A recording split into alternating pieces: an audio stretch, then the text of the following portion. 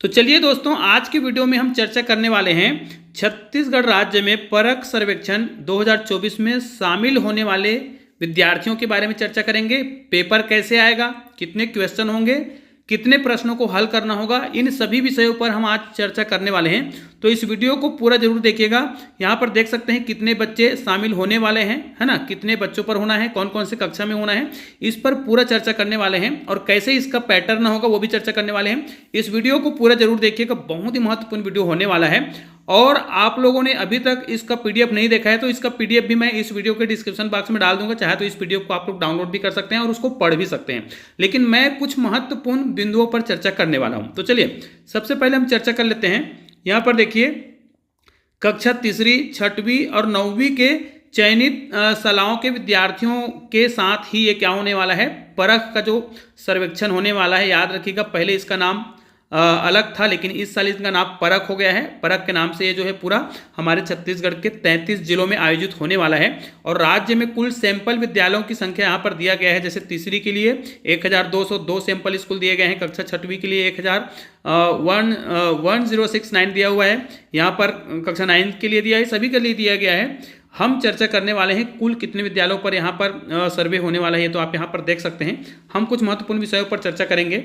सबसे पहले यहाँ पर सबसे महत्वपूर्ण है परख परीक्षा में सफलता हेतु निर्धारित दक्षताओं पर नियमित अभ्यास अत्यंत आवश्यक है। इसमें आपकी किस्मत या चमत्कार साथ नहीं देगा, ये आपको बता रहा है कि आपको क्या करना है। इसको बच्चों को अधिक से अधिक तैयारी करवाना है और किस कक्षा के बच्चों का आकलन होना है, कैसे होना है। यहाँ पर आप देख सकते हैं ग्रेडिंग सिस्टम के आधार पर। यहाँ पर देखिए क्लास 3rd के बच्चों का होगा, तो आपको ये भी याद रखना है क्लास 3rd के बच्चे जो आकलन दिलाएंगे परख परीक्षा के अंतर्गत, उनका जो परख एग्ज़ाम होने वाला है, टेस्ट होने वाला है, सर्वे जो होने वाला है, वो उसके निचले क्लास स्तर के जो क्वेश्चन हैं उस पर होगा। और कौन कौन से विषय होगा, तो यहाँ पर देखिए विषय दिया हुआ है, लैंग्वेज दिया हुआ है। तो यहाँ पर 2 प्रकार के लैंग्वेज आपके होंगे, हिंदी और इंग्लिश, है ना। जो हिंदी दिलाएगा वो इंग्लिश का नहीं दिलाएगा, तो अलग अलग लैंग्वेज, किसी एक लैंग्वेज पर ही उनको एग्जाम दिलाने होंगे। और यहाँ पर 15 क्वेश्चन होंगे। उसी प्रकार गणित का होगा, मैथमेटिक्स का होगा। उसी प्रकार यहाँ पर देखिए आसपास के जो पर्यावरण है उस पर आधारित प्रश्न होंगे। याद रखिए, प्राथमिक लेवल पर कक्षा तीसरी के जो एग्जाम होंगे, सर्वे जो होगा, उसमें क्वेश्चन की जो संख्या है वो 45 होगा। मतलब आपको 45 प्रश्न बनाने होंगे और उसके लिए समय जो निर्धारित है वो 90 मिनट होगा, ठीक है। उसी प्रकार यदि हम माध्यमिक स्तर की बात करें तो इस बार जो सर्वे होना है कक्षा तीसरी, छठवीं और नौवीं के बच्चों पर होना है। याद रखिएगा, इस बार कक्षा तीसरी, छठवीं और नौवीं के बच्चों पर सर्वे होना है। तो छठवीं के लिए यहाँ पर देखिए विषय दिया गया है, यहाँ पर लैंग्वेज लिखा हुआ है। तो लैंग्वेज या तो हिंदी या फिर इंग्लिश, दोनों में से किसी एक विषय का एग्जाम दिलाना होगा बच्चों को, वो होगा। यहाँ पर देखिए अलग अलग के लिए कितने क्वेश्चन होंगे, 15 क्वेश्चन होंगे। और यहाँ पर दिया है गणित के लिए 18 क्वेश्चन और जो पर्यावरण है। तो याद रखिए, कक्षा छठवीं के जो विद्यार्थी हैं वो अपने पिछले कक्षा स्तर के लेवल के जो क्वेश्चन होंगे उस पर सर्वे का जो पेपर होगा उनका होगा, तो उसका वो टेस्ट दिलाएंगे। और इसमें टोटल यहाँ पर देख सकते हैं क्वेश्चन की संख्या आपको दिख गया है। तो टोटल यहाँ पर क्वेश्चन कितने होंगे, 51 क्वेश्चन होंगे। और इसके लिए भी निर्धारित जो समय है वो 90 मिनट का होगा। लेकिन अगर हम कक्षा 9वीं की बात करें तो कक्षा 9वीं में देख सकते हैं विषय जो है, यहाँ पर देखिए लैंग्वेज लिखा हुआ है। तो लैंग्वेज या तो हिंदी या फिर इंग्लिश, दोनों में से कोई एक लैंग्वेज से वो एग्जाम दिलाएंगे, परख का जो टेस्ट होगा। उसके बाद होगा गणित। और नीचे में दिया है, ध्यान दीजिएगा, ये सभी जो है 20-20 क्वेश्चन दिखाई दे रहा है। यहाँ पर देखिए 20 क्वेश्चन, यहाँ पर भी 20 क्वेश्चन, तो 20-20 क्वेश्चन होगा। लेकिन सोशल साइंस में देखिए 20 क्वेश्चन लिखा हुआ है और यहाँ पर साइंस में भी 20 क्वेश्चन लिखा हुआ है। लेकिन यहाँ पर टोटल जो नंबर लिखा है वो कितना लिखा हुआ है, 60 नंबर लिखा है। इसका मतलब क्या है कि बच्चा जो है सोशल साइंस में भी, याद रखिएगा, या तो सोशल साइंस में या फिर केवल साइंस में किसी एक विषय को उनको बनाना होगा। याद रखिए, उनको कोई एक ही क्वेश्चन पेपर मिलेगा, या तो वो सोशल साइंस को अटेंड करेगा या फिर साइंस को अटेंड करेगा, क्योंकि टोटल उनको 60 क्वेश्चन ही अटेंड करने हैं। तो 20 क्वेश्चन उसके लैंग्वेज के हो गए, 20 क्वेश्चन उसके मैथमेटिक्स के हो गए। अब 20 क्वेश्चन या तो वो सोशल साइंस का या फिर साइंस का करेगा। याद रखिएगा, यहाँ पर उसको ऑप्शन नहीं दिया जाएगा, उसको जो भी पेपर मिलेगा, या तो सोशल साइंस का पेपर मिलेगा या फिर साइंस का पेपर मिलेगा। तो हमें चारों विषय का पूरा तैयारी करवाना होगा। यहाँ पर देखिए 9वीं के विद्यार्थी जो परख टेस्ट दिलाने वाले हैं उनको हमें चारों विषय का तैयारी करवाना है। यदि उनको सोशल साइंस का पेपर मिलता है तो सोशल साइंस को अटेंड करेगा, या फिर उसको साइंस का पेपर मिलता है तो साइंस को अटेंड करेंगे, और लैंग्वेज और मैथमेटिक्स जो है अनिवार्य होगा। तो ये आप लोगों ने बहुत ही आसानी से समझ लिया होगा। अब नीचे में जो जानकारी जो दिया गया है, कुछ जानकारी यहाँ पर आप देख सकते हैं। 3 प्रकार के आपके पास बुकलेट आएंगे, है ना। यहाँ पर देख सकते हैं, एक तो होता है विद्यार्थी का यहाँ पर बुकलेट प्राप्त होगा। दूसरा होता है टीचर का, टीचर जो इसको पूरा जानकारी भरते हैं, टीचर की जानकारी इसमें रहता है और टीचर पूरा कंप्लीट जानकारी भरेगा। और एक होता है स्कूल के जानकारी। तो यहाँ पर देखिए ये तीनों प्रकार के आपको बुकलेट को भरना होता है। अगला जो टॉपिक है वो कुछ महत्वपूर्ण है। आगे मैं आपको ये भी बताने वाला हूँ कि कैसे पेपर आएगा, किस प्रकार का पैटर्न होगा, इसलिए वीडियो को पूरा देखते रहिएगा। सबसे पहले यहाँ पर देखिए परख सर्वेक्षण की मूलभूत जो बातें हैं, है ना, मूलभूत जो बातें हैं जिसको जानना बहुत जरूरी है, क्योंकि इसके बिना आप जो है टेस्ट बिल्कुल भी नहीं दिला पाएंगे। तो सबसे पहले और एक बात और याद रखना है, क्या इसमें वस्तुनिष्ठ जो प्रश्न होंगे उसमें किसी प्रकार के आपको किसी प्रश्न को अटेंड करना है या छोड़ना है, तो इस पर भी हम पूरा चर्चा करने वाले हैं कि कितने प्रश्न आपको अटेंड करने होंगे। सबसे पहले देखिए ये जो सारे क्वेश्चन हैं वो बहुविकल्पी प्रश्न होंगे, मतलब इसमें आपको सारे जो प्रश्न हैं उसमें विकल्प दिए होंगे, उनमें से किसी एक विकल्प को आपको क्या करना होगा, आपको इसका अभ्यास कराया गया होगा। OMR शीट में आपको क्या करना होगा, इस प्रकार का गोला भरना होगा, जो सही उत्तर होगा उसमें। लेकिन याद रखिए कक्षा तीसरी के जो बच्चे हैं उनके सारे OMR शीट भरने का काम जो है टीचर करेंगे, वो केवल क्वेश्चन पेपर में अंडरलाइन करेंगे, सही प्रश्न पर टिक लगाएंगे। OMR शीट भरने का काम उनके शिक्षकों के द्वारा किया जाएगा। दूसरा देखिए यहाँ पर सभी प्रश्न हल करना अनिवार्य है, आपको किसी प्रश्न को बिल्कुल भी नहीं छोड़ना है, सारे प्रश्न अटेंड करने हैं। और प्रश्न हल करने हेतु निर्धारित समय आपको दिया गया है, ऊपर में मैंने बताया कितने आपको समय दिए गए हैं, 90 मिनट का समय दिया गया है प्राथमिक और मिडिल के लिए, और 9वीं कक्षा के लिए आपको 120 मिनट का समय दिया गया है। निगेटिव स्कोरिंग का न होना, मतलब इसमें आपको सारे क्वेश्चन अटेंड करने हैं। अगर आपने कोई प्रश्न को गलत बनाया, मतलब उसका सही उत्तर नहीं दिया, तो यहाँ पर आपका माइनस मार्किंग नहीं होगा, मतलब आपका नंबर नहीं कटेगा। जितने नंबर के प्रश्न को आपने सही बनाए हैं उन्हीं के सही नंबर को आपको जोड़ा जाएगा। इसलिए सारे प्रश्न आपको अटेंड करना अनिवार्य है, क्योंकि इसमें आपको कोई निगेटिव मार्क नहीं है, अर्थात सारे प्रश्न जो आप सही बनाएंगे उसका नंबर मिलेगा, जो आपने गलत बनाया होगा उसका आपको नंबर नहीं मिलेगा और ना ही उसका नंबर कटेगा। उसके बाद सर्वेक्षण में शामिल विषय, कौन कौन से विषय आपके शामिल होने वाले हैं उनके बारे में भी मैंने आपको बताया था, तो चलिए नीचे और बता देते हैं। परख सर्वेक्षण की कुछ मूलभूत बातें यहाँ पर देख सकते हैं। वस्तुनिष्ठ बहुविकल्पी प्रश्न जो दिए गए हैं उसमें देखिएगा प्रत्येक प्रश्न के 4 विकल्प होंगे, इनमें से कोई एक विकल्प सही होगा, उसको आपको टिक लगाना होगा। 4 विकल्प में से ABCD के रूप में होंगे, और यही ABCD को आपको क्या करना है, किसी एक को OMR शीट जो होगा उसमें क्लिक करना होगा, उसको गोला भरना होगा, इस प्रकार गोला भरना होगा। तो कक्षा तीसरी के बच्चे जो है छोटे होते हैं वो गोला नहीं भर पाएंगे, इसलिए कक्षा तीसरी का जो बच्चा है उनका FI के द्वारा या फिर टीचरों के द्वारा OMR शीट को भरा जाएगा। विद्यार्थी जो है क्वेश्चन जो पेपर दिया जाएगा उसमें टिक लगाएगा, उस टिक लगाए रहेंगे, उसी के आधार पर हमें क्या करना होगा, शिक्षकों को OMR शीट को भरना होगा। तो ये तो हो गया। अगला बिंदु जो है बहुत ही महत्वपूर्ण है, सारे बिंदु बहुत महत्वपूर्ण है, कितने प्रश्न आने हैं उनके बारे में पूरा चर्चा किया जा रहा है। आप लोग ध्यान से देखिएगा कौन कौन से विषय होंगे उसके बारे में भी आप देख सकते हैं। यहाँ पर देखिए सभी प्रश्न हल करना अनिवार्य होगा। सबसे पहले अगर हम कक्षा तीसरी की बात करते हैं तो यहाँ पर 45 प्रश्न होंगे, और यहाँ पर देखिए गणित हो जाएगा, हमारे आसपास की दुनिया हो जाएगा और भाषा हो जाएगा, ठीक है। और यहाँ कक्षा छठी में देख सकते हैं यहाँ पर भाषा होगा, गणित होगा और आसपास की दुनिया, क्योंकि कक्षा छठवीं जो भी बच्चा कक्षा छठवीं पढ़ रहा हो और वो परख का टेस्ट दिलाने वाला है तो उसको पिछले क्लास स्तर का दिलाना है, इसलिए उसको पिछले कक्षा स्तर के आधार पर पर्यावरण का दिलाना होगा, आसपास का, ठीक है।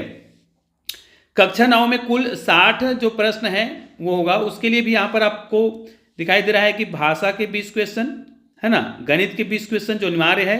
अब सामाजिक विज्ञान और विज्ञान में से किसी एक को उसको अटेंड करना होगा, ठीक है। किन्हीं 3 विषयों का बुकलेट मिलेगा, अतः कुल 60 अंक होंगे। ये देखिए लिखा हुआ है किन्हीं 3 विषय का ही बुकलेट मिलेगा, तो कक्षा 9वीं वाले बच्चों को विशेष रूप से आपको बताना है कि उनको 3 ही बुकलेट दिया जाएगा, 4 बुकलेट नहीं दिया जाएगा।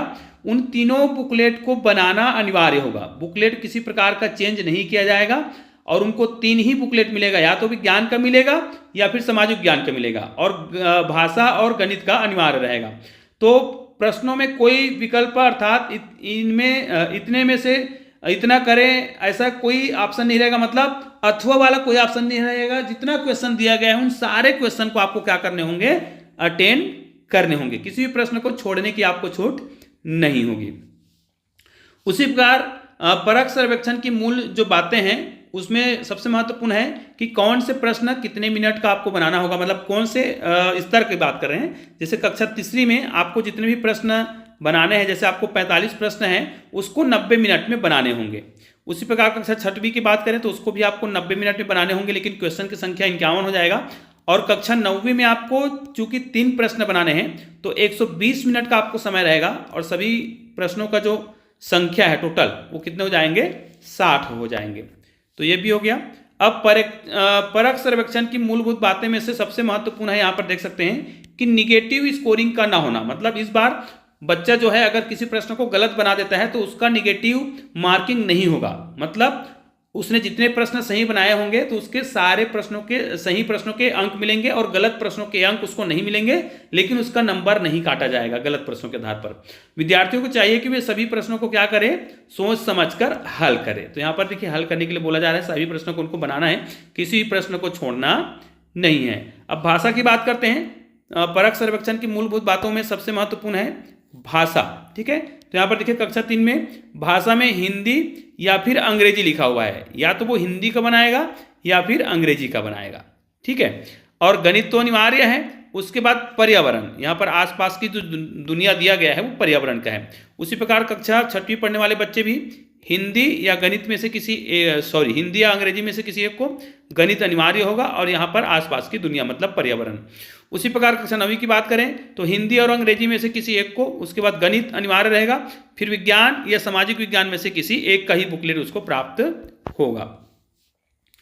परख सर्वेक्षण की कुछ मूल बातें जो है, पहले यह जो है नेस नाम से आता था, नेशनल अचीवमेंट सर्वे के नाम से यह पहले आयोजन होता था, लेकिन अब इसका नाम जो है बदल गया है और ये परख राष्ट्रीय सर्वेक्षण के नाम से जाना जाएगा।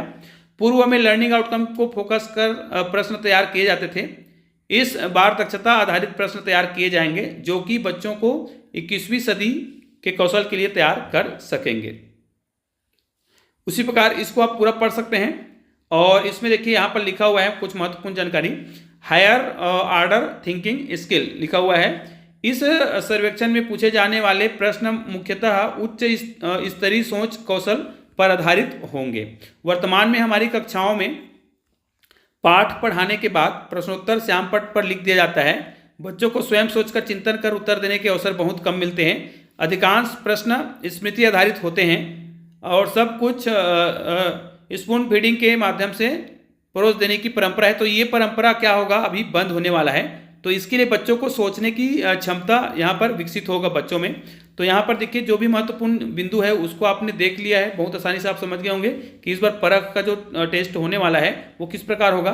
तो कुछ महत्वपूर्ण बिंदु बचा हुआ है, तो हम यहाँ पर कुछ देखिए, टोटल 50 पेज का है, लेकिन हम 27 पेज तक चर्चा करने वाले हैं, क्योंकि 27 पेज तक बहुत ही महत्वपूर्ण जानकारी है। उसके बाद क्वेश्चन किस प्रकार के आएंगे आगे, उसको परख जो आयोजन है उसको सफल बनाने के लिए हमें कौन कौन से नीति अपनाने होंगे उनके बारे में भी दिया गया है। तो इस PDF में आप पूरा पढ़ सकते हैं। तो यहाँ पर कुछ प्रश्नों की विशेषता दी गई है। सबसे पहले यहाँ पर देख सकते हैं, ऐसे प्रश्न बनाते समय आमतौर पर इस पैटर्न का उपयोग होता है। आपके विचार से आगे क्या हुआ होगा, इस प्रकार के प्रश्न आपको पूछे जाएंगे, मतलब बच्चों को सोचने का अवसर प्राप्त होगा। क्या आप किसी अन्य उदाहरण के बारे में जानते हैं जहां जो उस घटना के बारे में उनको पूछना है। आप कहानी में क्या बदलाव करेंगे, यदि बच्चों को कहा जाए कि उसको कहानी सुनाया गया है तो कहानी में क्या बदलाव कर सकते हैं। तो बच्चा जो है सोचेगा, अपने चिंतन के आधार पर, अपने सोच के आधार पर कहानी को एक नई दिशा देंगे। दी गई जानकारी से या के बारे में निर्देशों का एक सेट विकसित कर सकते हैं। आप संभावित परिणाम क्या देखते हैं और क्यों देखते हैं, इसके बारे में पूछ सकते हैं। परिवर्तन क्यों हुए, वह महत्वपूर्ण मोड़ क्या था। इस प्रकार कहानी में जो भी चीज़ें हैं उनके बारे में पूछा जा सकता है और बच्चों को सोचने के लिए अवसर दिया जा सकता है। यहाँ पर देखिए कुछ महत्वपूर्ण बिंदु दिया गया है, इसको भी आप पढ़ सकते हैं। और इसमें देखिए कुछ महत्वपूर्ण जो पूर्व धारणाएं हैं उनके बारे में यहाँ पर लिखा है कि इसको रोकने के लिए हमें क्या क्या करने होंगे। तो सबसे पहले शिक्षकों को चाहिए कि वे इस धारणा को अपने व्यवहार में ले आएं, और इसमें कुछ महत्वपूर्ण चीज दिया गया है, इसको आप पढ़ सकते हैं बहुत आसानी से, क्योंकि वीडियो लंबा हो जाएगा इसलिए मैं यहाँ पर इसको स्क्रीनशॉट के रूप में आपको दिखा रहा हूँ ताकि आप बहुत आसानी से समझ सकें। योग्यता पर आधारित प्रश्न, इसको आपको बहुत ध्यान से देख लेना है, इस प्रकार के प्रश्न पूछे जाएंगे। योग्यता आधारित प्रश्न वास्तविक जीवन की स्थितियों से संबंधित प्रश्न होते हैं और ये इन स्थितियों में आपकी उच्च स्तरीय सोच कौशल का आकलन करता है। योग्यता आधारित प्रश्नों का मुख्य उद्देश्य छात्रों में मूल अवधारणाओं को याद रखने की बजाय उनमें गुणात्मक और तार्किक शिक्षा को बढ़ावा देना है। योग्यता आधारित प्रश्नों से बच्चों में उच्च स्तरीय सोच कौशल बढ़ता है। तो निश्चित रूप से आप लोगों ने इस वीडियो को पूरा देखा होगा तो बहुत आसानी से आपको समझ आया होगा कि हमें कैसे बच्चों का तैयारी करवाना है। योग्यता आधारित प्रश्न किस प्रकार के होंगे यहाँ पर दिया है। वीडियो को आप यहीं पर रोक सकते हैं, रोक करके इस जो पॉइंट लिखा हुआ है इनको आप बहुत आसानी से पढ़ सकते हैं, क्योंकि मुझे मुख्य रूप से बताना था कि कैसे हम परख परीक्षा की तैयारी कर सकते हैं, कितने प्रश्न आने वाले हैं कौन से कक्षा स्तर पर, तो वो मैंने पूरा बता दिया है। तो यह वीडियो आपको बहुत ही उपयोगी लगा होगा तो इस वीडियो को आप लोग अधिक से अधिक शेयर जरूर करिएगा। नीचे और भी बहुत सारे पॉइंट दिए हुए हैं, इनको आप पढ़ सकते हैं और इस PDF का मैं पूरा लिंक आपको इस वीडियो के डिस्क्रिप्शन बॉक्स में दे दूंगा, जिससे आप बहुत आसानी से इस वीडियो को आप देख सकते हैं। तो निश्चित रूप से यह वीडियो बहुत उपयोगी लगा होगा तो इस वीडियो को अधिक से अधिक शेयर जरूर करिएगा। चलिए मिलते हैं एक और बेहतरीन वीडियो के साथ, तब तक के लिए जय हिंद, जय भारत।